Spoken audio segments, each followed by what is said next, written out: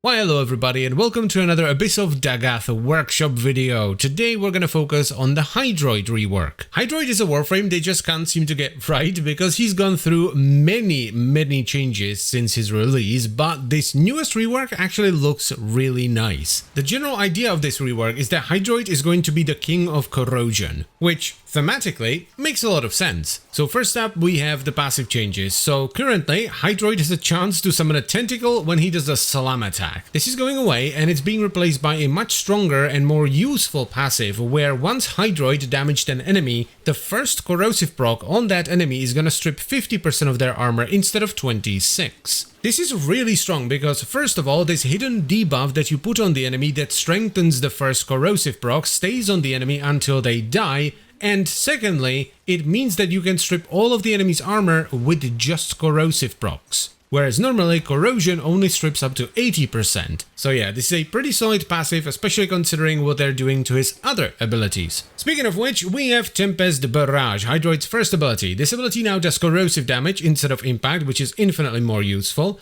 The damage it does will also stagger enemies instead of ragdoll them, which is much better because it doesn't fling the enemies all over the place. And its augment, Corroding Barrage, has been changed to Viro Tempest, where instead of it having a chance to proc corrosion, it will have a chance to proc Viro. Oh yeah, and they also removed the charge up mechanic from this ability, where at the moment you can charge it up, that's gone, and it's gonna be at full strength at all times. Next up, we have Tidal Surge, which will now allow for some degree of steering, so you can actually turn the wave as you flow forward. It will also neatly deposit enemies at the end of the animation instead of flinging them all over the place. It will proc corrosive on enemies that you grab with the wave, and it will also cleanse you of all negative status effects. Once again, pretty good stuff. Then comes his third ability, Undertow, aka the Pirate Paddle. This has been removed just straight up and replaced with a new ability called Plunder. This ability essentially siphons corrosion from nearby enemies, making all the armor reduction from corrosive procs permanent and granting you armor based on how much corrosion you've absorbed, while also adding corrosive damage to all your weapons as well. This seems like a pretty cool ability. It will definitely be more fun than the Pirate Paddle, and it will even have its own augment already. This was previously known as Curative Undertow and will now be known as Rousing Plunder, which will also cause this ability to heal you and allies within the affinity sharing range. And finally, we have a simple yet very welcome change to Tentacle Swarm, which will now hold enemies still instead of flailing them around.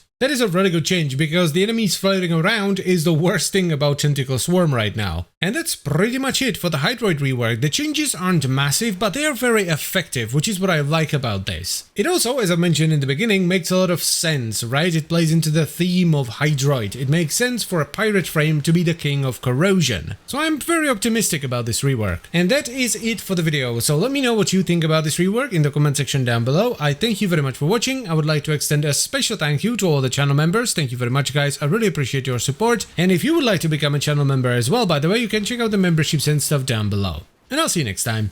Bye bye.